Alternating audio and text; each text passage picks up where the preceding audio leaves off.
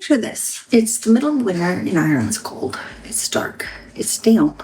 So basically the Pacific Northwest, but with better music and more safe. On the night of January 31st, there's a tradition involving a simple piece of cloth, red or white, left outside before the sun goes down. By morning, folklore says that it's transformed into a cure for headaches and a shield against harm. But what does any of that have to do with knitting, marketing myths, and managing an anxious brain? Today we're making traditional Irish Boxty, debunking the ancient history of Aran sweaters and figuring out how St. Brigid, patron saint of smiths, poets, and beer, can help us ignite our inner artists. This is our Global Stitches series, where we travel the world through yarn, stitches, and the stories that keep us together. We're starting in Ireland. Why? Because the transition from winter to spring can be hard on the nervous system, and we need all the cozy comfort we can get. St. Brigid's Day, or La Brat Bríde, is February 1st. In the old Celtic calendar, this marked the beginning of spring. Brigid is a fascinating figure because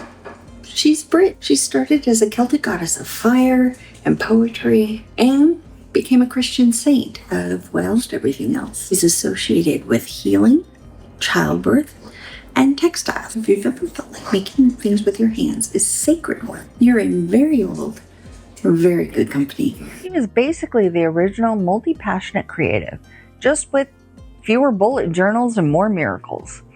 Legend says she could turn bathwater into beer to help a thirsty colony of lepers, which honestly is a kind of practical magic I wish I had during a mental health flare-up. I've never been a fan of beer, but make a tequila or some whiskey? I'm in. I'm making Boxty today, traditional Irish potato pancakes. It's humble peasant food. It uses what you have, and that's a big theme for Brigid. Finding value in the simple things. There's a famous story about how she got her land in Kildare. She asked the local king for just the amount of land that her cloak would cover. He laughed and agreed. He laid down her cloak, and it miraculously expanded to cover the entire county. It was the original terms and conditions track. Never underestimate a woman with a cloak and a mission. Speaking of cloaks, let's talk about the Brat Bríde, or Brigid's cloak. Tradition is simple. On St. Brigid's Eve, you leave a ribbon or piece of cloth outside. It must be brought back in before sunrise. The belief is that Brigid travels the land at night and blesses it. Lore says this cloth becomes a cure for headaches when tied around the head. It's protection. Now, do I think this ribbon is magic? Maybe not in the Harry Potter sense, but as someone living with schizoaffective disorder and PTSD, I know the value of a physical anchor. Taking something ordinary, treating it with intention, and saying, this is for my protection. That is powerful. It grounds us. Myth number 1. They are ancient Celtic artifacts. Fact. The first actual Aran sweaters appear in records around the 1930s or 40s. They are relatively modern. Myth number 2. Each family had a specific pattern so drowned fishermen could be identified by their sweaters. Fact. This story actually comes from a 1904 play by John Millington Synge called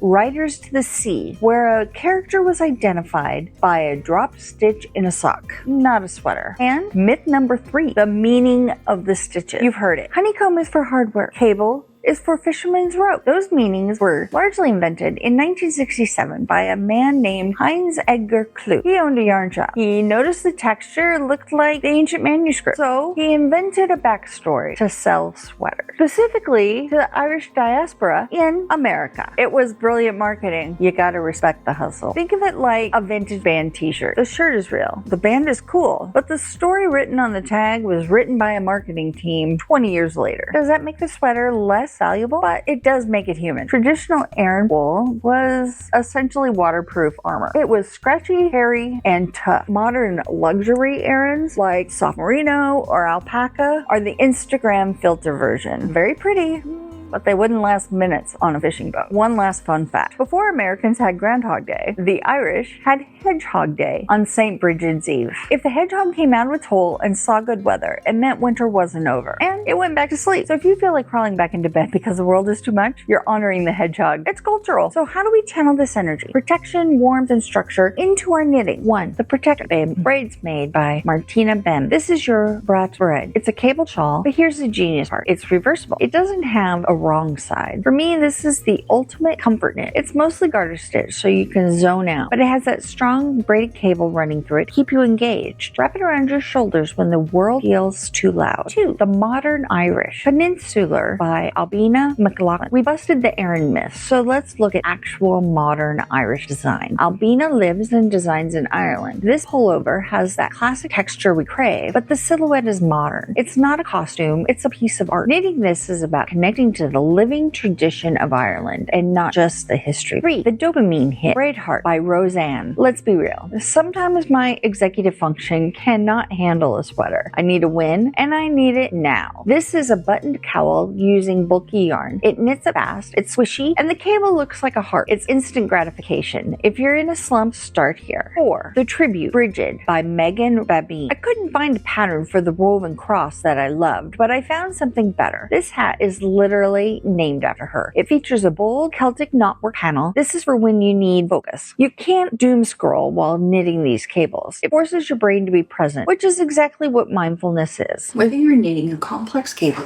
or just eating a potato pancake, Brigid's Day is about valuing the domestic.